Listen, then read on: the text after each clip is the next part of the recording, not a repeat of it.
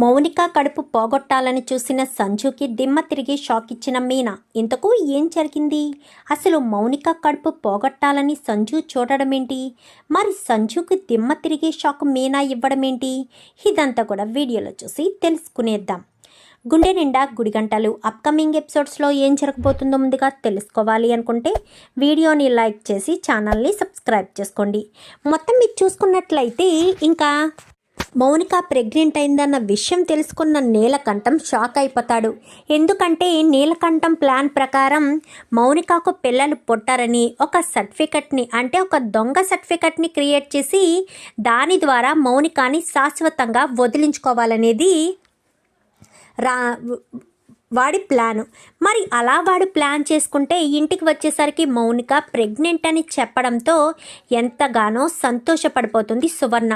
ఇంకా నీలకంఠం కాస్త షాక్ అయ్యి ఏంట్రా ఇది అని చెప్పాను, కానీ ఏం చేయమంటావు నాన్న, నేను వెళ్ళి అక్కడి నుంచి తిరిగి వచ్చేటప్పటికి ఇలాంటి షాకింగ్ న్యూస్ విన్నాను, ఏం చేయాలో నాకు అర్థం కావట్లేదు అంటూ మాట్లాడేసరికి అదేంటి అలాంటి పరిస్థితి ఎందుకు వచ్చింది అని చెప్పాను, కానీ ఏం చేయమంటావు, ఏం చేయాలో అర్థం కాని పరిస్థితిలోనే ఉన్నాను అంటూ ఇంకా మాట్లాడుతూ ఉండేసరికి మరి ఇప్పుడు ఏం చేయాలిరా అని చెప్పాను, కానీ నీకేమో బంగారు భవిష్యత్తు రాజకీయ భవిష్యత్తు ఉండాలి అని కోరుకున్నాను, ఇప్పుడేమో నువ్వు ఎలాంటి పరిస్థితి తీసుకొచ్చి ఇప్పుడు నేను ఏం చేయాలి నాన్న అంటూ నన్ను అడుగుతుంటే నేనేం చేయమంటావురా, నన్నేం చేయమంటావు అనగానే మరి ఏం చేయను నాన్న, ఇప్పుడు నా పరిస్థితి ఏంటో నాకే అర్థం కావట్లేదు, ఈ ప్రాబ్లం నుంచి ఎలా బయటపడమంటావో తెలియడం లేదు అంటూ మాట్లాడడంతో మరి ఇప్పుడు ఏం చేద్దాం అనుకుంటున్నావు, ఎలాంటి క్లిష్ట పరిస్థితుల్లో ఉన్నాం కాబట్టి ఇప్పుడు మనం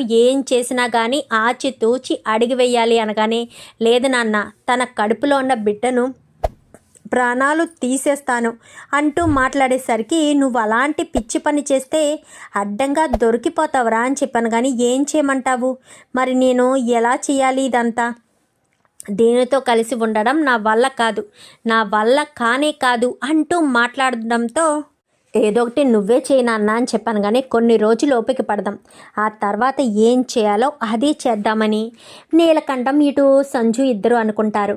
ఇంకక్కడ మీనా గదిలో కూర్చుని ఆలోచిస్తూ ఉంటుంది. ఇప్పుడు మౌనికాని వదిలించుకోవాలని వాళ్ళు ప్రతి క్షణం ఆరాట పడుతున్నారు. మరి అలా వదిలించుకోవాలనుకున్న వాళ్ళు ఇప్పుడు మీనా విషయంలో మౌనిక విషయంలో ఎలా రియాక్ట్ అవుతారు, మౌనికాని వాళ్ళు వదిలిపెడతారా, మౌనిక జీవితంలో వాళ్ళు ఏదో ఒకటి చేసి తీరతారు, అప్పుడు మనం ఏం చేయాలి, ఏ రకంగా మౌనికని చూసుకోవాలి అని ఆలోచనలోనే పడతారు. ఆలోచనలో పడేసరికి మరి ఇప్పుడు ఏం చేద్దామంటావు అనగానే అదే ఆలోచిస్తున్నాను, ఇప్పుడు ఏదో ఒకటి చేసి ఏంటి మీనా ఏంటి అంత తీవ్రంగా ఆలోచిస్తున్నావు అనగానే నేను ఏమీ లేదండి అనేసరికి లేదు మీనా, నువ్వు దేని గురించో చాలా తీవ్రంగా ఆలోచిస్తున్నావు అనగానే నేను ఇంకా దేని గురించి ఆలోచిస్తానండి అని చెప్పాను. ఈసరికి లేదు, నువ్వు దేని గురించో ఆలోచిస్తున్నావు, నువ్వు నా దగ్గర మాట దాటాలని నాకు చెప్పకూడదని నిర్ణయం తీసుకున్నావు, అందుకే నువ్వు చెప్పడం లేదేమో అని చెప్పి మాట్లాడుతుండగా లేదండి, నేను అసలు ఏ మాట దాటాలని ప్రయత్నించలేదు, నేను ఏమీ కూడా వద్దు అని ఏది కూడా మీ దగ్గర చెప్పకుండా ఉండాలని అనుకోలేదు అంటూ మీనా కాస్త చెప్తుంది. ఇప్పుడే వస్తానుండండి అంటూ మీనా అక్కడి నుంచి వెళ్ళిపోయేసరికి మీనా దేని గురించి ఆలోచిస్తుంది, అసలు ఎందుకు అంత తీవ్రంగా ఆలోచిస్తుంది అనుకుంటుంది. ఈయనకి ఎట్టి పరిస్థితుల్లో అనుమానం రాకూడదు, సంజుకి మౌనిక అంటే ఇష్టం లేదని, మౌనికాని తన జీవితంలోంచి సంజు తప్పించుకోవాలన్న ఉద్దేశం తనకి ఉందన్న విషయం ఎట్టి పరిస్థితుల్లోనూ తెలియకూడదు అన్న ఉద్దేశంతోనే ఇంకా మీనా అనుకునేసరికి ఇప్పుడు నేను ఏదో ఒకటి చేసి నా ఆడపడుచు కడుపులోని బిడ్డను కాపాడుకోవాలి అన్న విషయం చెప్పడంతో ఇంకా ఏదో ఒకటి చెయ్యాలి అని అనుకుంటుంది. ఇంకా ఆ రోజు రాత్రి పడుకుని పోయిన తర్వాత మరుసటి రోజు ఉదయాన్నే మీనా పువ్వులు ఇవ్వడానికి వెళ్ళి మనస్ఫూర్తిగా గుడిలో నమస్కారం చేసుకోవాలి, ఆ సంజులో మార్పు వచ్చి మౌనిక జీవితంలో మంచి రోజులు రావాలి, మౌనిక చాలా మంచి అమ్మాయి, అలాంటి మౌనికకు మంచి జరగాలి తప్ప చెడు జరగకూడదు, చెడు జరగకుండా ఉండాలి అంటే ఖచ్చితంగా మౌనికకు నేనే అండగా ఉండాలి అని చెప్పి ఇంకా అనుకుంటుంది. ఇంకా మీనా అయితే. అలా అనుకున్న మీనా ఏం చేయాలి అని ఆలోచించుకుని మరుసటి రోజు ఉదయాన్నే గుడికి వెళ్తుంది కదా. గుడికి వెళ్ళి ఆ దేవుణ్ణి మనస్ఫూర్తిగా స్మరించుకుని వెనక్కి తిరిగేసరికి రోహిణికి తెలిసిన మీనాకు తెలిసిన ఒక ఇన్స్పెక్టర్ కాస్త కనిపిస్తుంది. హాయ్ మీనా, బాగున్నావా అని చెప్పాను. కానీ బాగున్నాను మేడం అని చెప్పనేసరికి, ఏంటి మధ్యన నేను గుడికొస్తున్నా, నువ్వు కనిపించడం లేదు. అప్పుడప్పుడు మా అమ్మ వాళ్ళని చూడడానికి వస్తుంటానండి అని చెప్పాను. కానీ మీ అమ్మ చెప్పింది, పైగా మొబైల్ పూలు పెట్టే అమ్మే షాప్ ఏదో ఉందంట కదా, బండి మీద పూల కంప అని ఒక తొట్టి పెట్టుకుని పూలు అమ్ముతుంటావంట కదా అని చెప్పాను. కానీ అవును మేడం అని చెప్పనేసరికి, ఎందుకు మీనా డల్గా ఉన్నావు అని చెప్పాను. కానీ ఏమీ లేదండి అనేసరికి, నీ మనసులో ఏదో ఆందోళన ఉందని నీ ఫేస్లో నాకు క్లియర్గా కనిపిస్తుంది. నీకు తెలుసు కదా, నేను కావాలని పోలీస్ అవ్వలేదు. నేను సైకాలజీ చదివాను, ఫేస్ రీడింగ్ నాకు బాగా తెలుసని చెప్పి మీనా, అసలు ఏం ప్రాబ్లం ఉంది? నీ స్నేహితురాలే అనుకో, చెప్పు ఏంటి నీకు వచ్చిన సమస్య అనగానే, మేడం నాకు వచ్చిన సమస్య చెప్తాను, కానీ ఆ సమస్యని ఎలా పరిష్కరించాలో అనేది మాత్రం నాకు అర్థం కావట్లేదు అనేసరికి, నువ్వు సమస్య ఏంటో నాకు చెప్పు, పరిష్కరించే మార్గం నేను చెప్తాను అని చెప్పి ఇన్స్పెక్టర్ కాస్త అంటుంది. అనేసరికి సరే అని ఇంకా మీనా ఇద్దరు పక్క పక్కన కూర్చుంటారు. ఏంటి మేడం మీకు డ్యూటీ లేదా, నాతో ఎంత తీరుబాటుగా మాట్లాడుతున్నారు అనగానే, చూడు మీనా, నీ గురించి నాకు బాగా తెలుసు. నువ్వు ఏదైనా సరే అందరికీ మంచి జరగాలి అని కోరుకునే వ్యక్తివి. అలాంటిది నీకేదో సమస్య వచ్చింది అని నాకు తెలిసినప్పుడు నేను ఎందుకు డ్యూటీ గురించి ఆలోచిస్తాను? 1 మినిట్ అని చెప్పి ఇంకా వెంటనే తను వాళ్ళకి స్టేషన్కి ఫోన్ చేసి నేను ఒక 1 అవర్ లేట్గా వస్తాను, ఈ లోపు మేనేజ్ చేయండి అని చెప్పనేసరికి ఓకే మేడం అని చెప్తారు. ఏంటి మేడం నా గురించి మీ టైంలో 1 అవర్ వేస్ట్ చేసుకుంటారని చెప్పాను. కానీ చూడు మీనా, 1 అవర్ నేను వేస్ట్ చేసుకోవడం కాదు, నాకు నువ్వు ఇంపార్టెంట్, అర్థమవుతుందా? నీకు నాకు మధ్య బాండింగ్ ఏంటో నీకు బాగా తెలుసు. అసలు నీకు వచ్చిన సమస్య ఏంటి, నువ్వు దేని గురించి అంతా ఆలోచిస్తున్నావు అనగానే, నాకు ఒక ఆడపడుచుంది అనగానే, అవునా ఆయన వాళ్ళు అనగానే, వాళ్ళు 3 అన్నదమ్ములు, ఆడబడుచు అందరికంటే చిన్నది, కానీ తన జీవితంలో ఏదో సాధించాలని అనుకుంది. ఇంట్లో వాళ్ళు చెప్పిన పెళ్లి సంబంధమే చేసుకుంది. కానీ తన భవిష్యత్తు అనేసరికి ఏమైంది మీనా, భవిష్యత్తుకి ఏమైంది? అసలు నువ్వెందుకు అక్కడ ఆగేవు చెప్పు, ఏదైనా సమస్య, అత్తవారింట్లో ఏదైనా ప్రాబ్లమా అని చెప్పాను. కానీ అత్తవారింట్లో సమస్య మేడం, కానీ అది మా ఇంట్లో వాళ్ళకి ఎవరికీ తెలియదు. ఆ సమస్య ఏంటో, తను ఎదుర్కొంటున్న ఇబ్బందులేంటో నాకు మాత్రమే తెలుసు. నా భర్తకు కూడా నేను చెప్పలేని పరిస్థితిలో ఉన్నాను. ఎందుకంటే నేను చెప్తే నా భర్త ఆవేశపరుడు, చెల్లెల కోసం ఏదైనా చేయడానికి సిద్ధపడతాడు. ఆయన్ని నేను కంట్రోల్ చేయలేను. అందుకోసమే మేడం నేను ఈ విషయాన్ని ఎవరికీ చెప్పలేదు అనేసరికి, మరి ఇప్పుడు ఏం చేద్దాం అనుకుంటున్నావు అనగానే, తనకొచ్చే సమస్యను పరిష్కరించాలనుకుంటున్నాను. అది ఎలానో ఏంటో నాకు అర్థం కావట్లేదు, దాని గురించే ఆలోచిస్తున్నాను అనేసరికి, అసలు సమస్య ఏంటో చెప్పు అనగాని, చెప్తాను మేడం అని ఇంకా మొత్తం అంతా కూడా, అంటే సంజుని మౌనిక ఎలా పెళ్లి చేసుకుంది, ఏ విధంగా చేసుకుంది, పెళ్లి చేసుకోవడానికి గల కారణాలేంటి అన్నీ కూడా పోసుకొచ్చినట్టుగా చెప్తుంది. చెప్పేసేసరికి, అంటే ఇప్పుడు నీ ఆడపడుచు సమస్యల్లో ఉందంటావు, అత్తవారింట్లో మామయ్య అలాగే భర్త తనని హింసిస్తున్నారు, కానీ ఆ విషయం మీ అత్తవారింట్లో తెలీదు, అంటే అమ్మాయి పుట్టింట్లో తెలీదు, ఎవరికీ చెప్పుకోలేని పరిస్థితి. నువ్వు వదినవైన తల్లిలా తనని ఆదరించాలని, తనకు ఏ సమస్య రాకూడదని నువ్వు కోరుకుంటున్నావు అంతే కదా అనగానే, అవును మేడం, తనకు ఏ సమస్య రాకూడదు, అసలే అమాయకురాలు, అలాంటి తనని నేను కష్టపెట్టకూడదు, తనని నేను చూసుకోవాలి అని అనుకుంటున్నాను అనేసరికి, సరే ఇప్పుడు తను ప్రెగ్నెంట్ అని అంటున్నావు కదా, ఇప్పుడు కొంతమంది మగవాళ్ళు మూర్ఖుల్లా ఉన్నా భార్య కడుపుతో ఉందనగానే వాళ్ళలో మార్పు వస్తుంది, అలా తనలో కూడా మార్పు వచ్చే అవకాశం ఉందేమో అని చెప్పనేసరికి, ఉండదు మేడం, ఖచ్చితంగా ఉండదు. ఎందుకంటే తను ఎవరో ఎలాంటి వాడో బాగా తెలుసు. మూర్ఖుడు అంటే వాడే. అలాంటి వాడిలో మార్పు వస్తుందంటే నేను అస్సలు నమ్మను. వాడిలో ఎప్పటికీ మార్పు రాదు మేడం అని చెప్పనేసరికి, ఓకే, నువ్వు చెప్పేది నిజమే అనుకుందాం. వాడిలో మార్పు రాదు, మరి ఇప్పుడు వాడికి ఎలా గుణపాఠం చెప్పాలి అని చెప్పాను. కానీ నాకైతే ఒక ఆలోచన ఉంది మేడం, కానీ ఆ ఆలోచనని ఎలా అమలు చేయాలో అర్థం కావట్లేదు అనేసరికి, ఏంటి ఆలోచన చెప్పు అనగానే, తనకు ఏదైనా సమస్య చేసినా, ఒకవేళ తనకే సమస్య ఏదైనా వచ్చినా ఖచ్చితంగా వాళ్ళకే మెడకు చుట్టుకునేటట్టుగా మనం వాళ్ళని భయపెట్టాలి.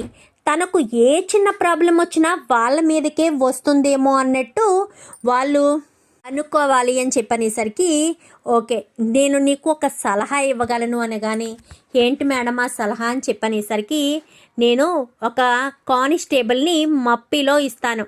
అంటే మప్పిలో కాదు, ఒక కానిస్టేబుల్ని అక్కడ నువ్వు పెట్టు.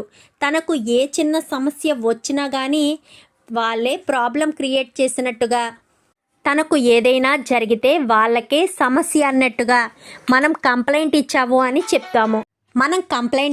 అని చెప్దాము అనేసరికి, అలా జరిగితే వాళ్ళు ఏదైనా ప్రమాదం తలపెట్టరా మేడం అని చెప్పాను. కానీ ఖచ్చితంగా తలపెట్టడానికి భయపడతారు.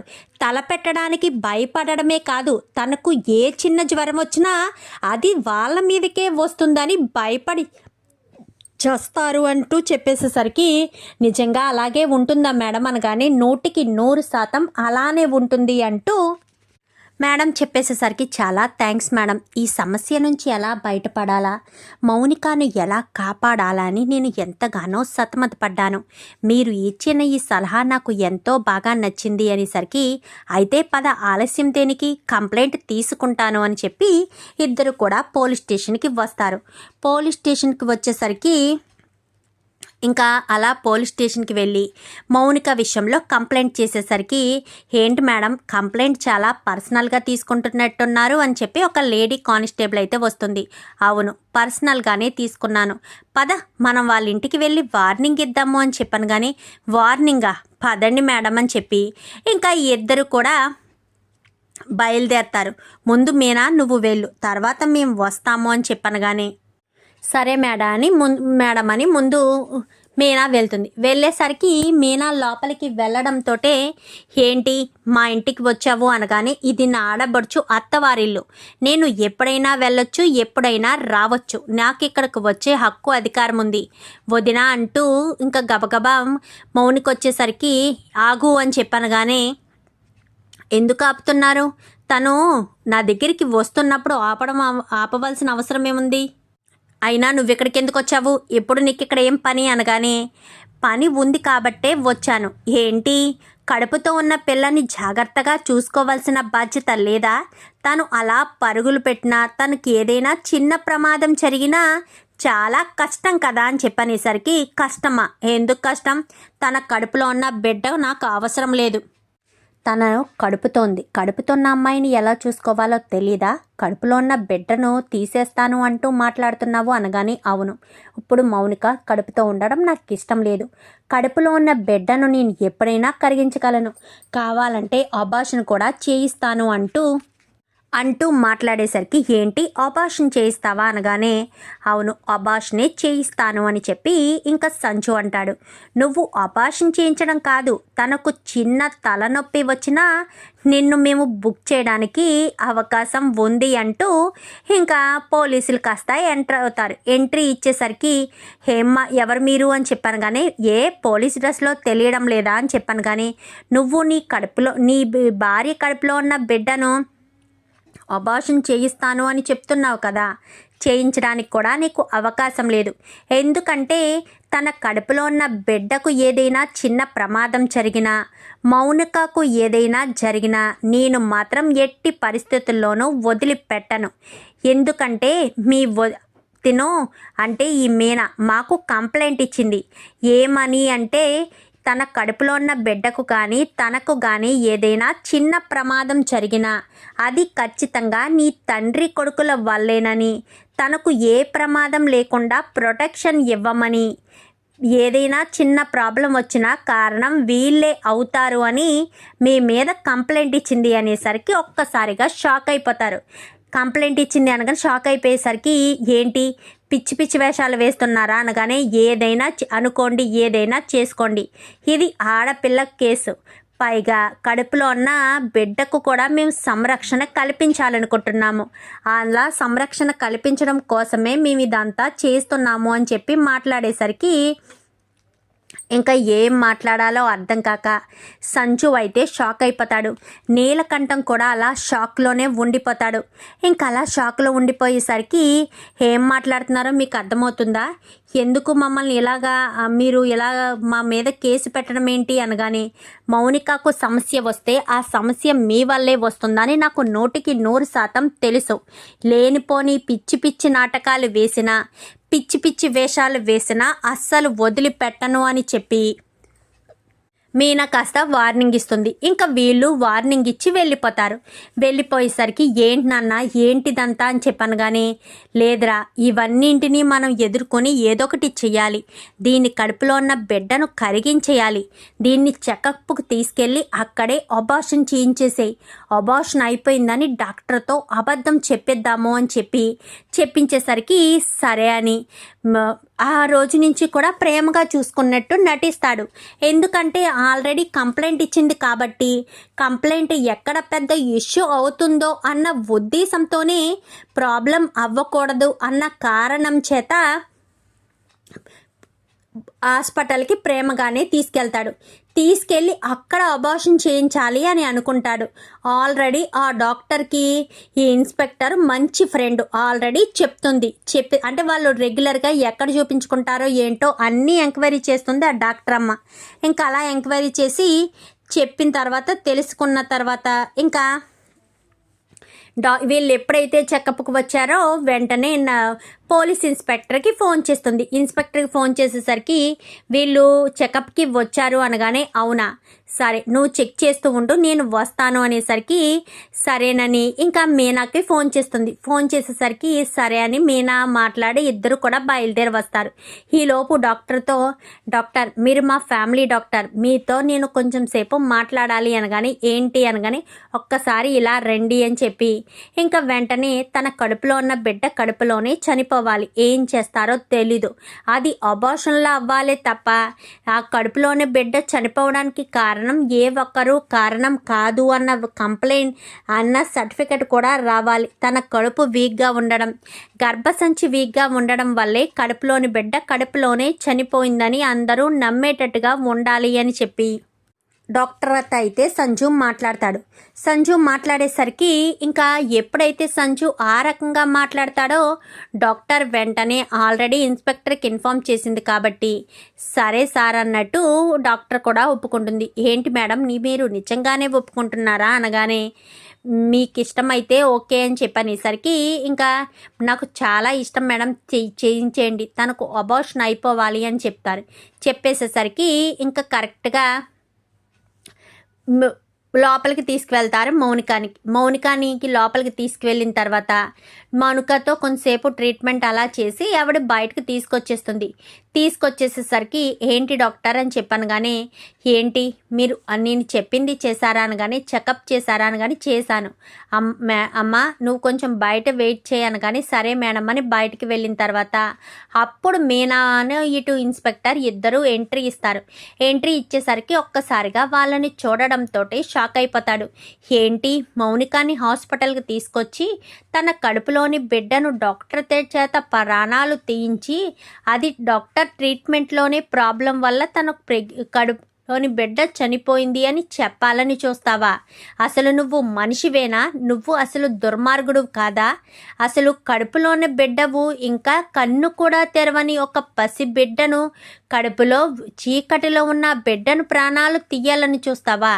పిల్లలు లేక ఎంతోమంది సతమతమవుతున్నారు, అలాంటిది నువ్వు కడుపులో బిడ్డను దూరం చేయాలి అని చూడడం ఎంత తప్పు, ఎంత పాపం, ఎంత మోసం అంటూ ఇంకా మీనా చెంప పగలగొట్టేసరికి నీ మీద కంప్లైంట్ ఉంది, అయినా సరే నీకు ఏమాత్రం భయం లేకుండా ఒక్క కడుపులోని బిడ్డను ప్రాణాలు తీయడానికి ప్రయత్నించావంటే నీకు ఎంత ధైర్యం అనుకోవాలి, ధైర్యం అనుకోవాలా లేక బలుపు అనుకోవాలా? నిన్ను ఇప్పటికిప్పుడు నేను అరెస్టు చేయగలను, కానీ అలా చేయడం వల్ల ఆ కడుపుతో ఉన్న అమ్మాయి బాధపడుతుంది. తను బాధపడడం మాకు ముఖ్యం కాదు, నీలో మార్పు రావడమే మాకు ముఖ్యం. నువ్వు కాదు కూడదు అని నెక్స్ట్ డేట్ అయినా సరే తన కడుపులోని బిడ్డను ఏదైనా చెయ్యాలని ప్రయత్నిస్తే ఖచ్చితంగా చెప్తున్నాను, ఖచ్చితంగా నిన్ను అరెస్ట్ చేయడానికి వెనకాడను. నిన్ను మీ నాన్నని కూడా జైలుకి పంపిస్తాను. ఎందుకంటే మీ నాన్న చెప్పడం వల్లే నువ్వు అన్నీ చేస్తున్న విషయం మాకు మా ఎంక్వైరీలో తేలింది. నాన్న చెప్పింది తప్ప చెప్పనిది చేసే అలవాటు నీకు లేదని, నువ్వు ఎలాంటి పెంట పని చేసినా, ఎలాంటి దుర్మార్గపు పని చేసినా, ఏ పని వెనకైనా సరే నీ కన్న తండ్రి ఉంటాడు అన్న విషయం మాకు క్లియర్గా తెలిసింది.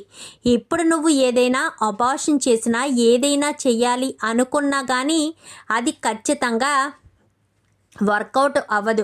ఒకవేళ ఏదైనా జరిగితే జీవితాంతం మీ తండ్రి కొడుకులు ఇద్దరు కూడా జైల్లో ఉంటారు. బెయిల్ కూడా వచ్చే అవకాశం లేకుండా నాన్ బెయిలబుల్ వారెంటు మీ మీద ఇష్యూ చేయిస్తాను అని చెప్పనేసరికి అది కాదు అనగానే మీరు ఏం చెప్పినా నేను నమ్మను. అర్థమవుతుందా? వదిలేయండి.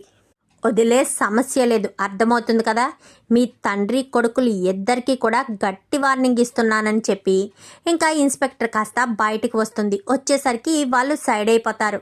మౌనిక దగ్గరికి వీడు వస్తాడు సంజు.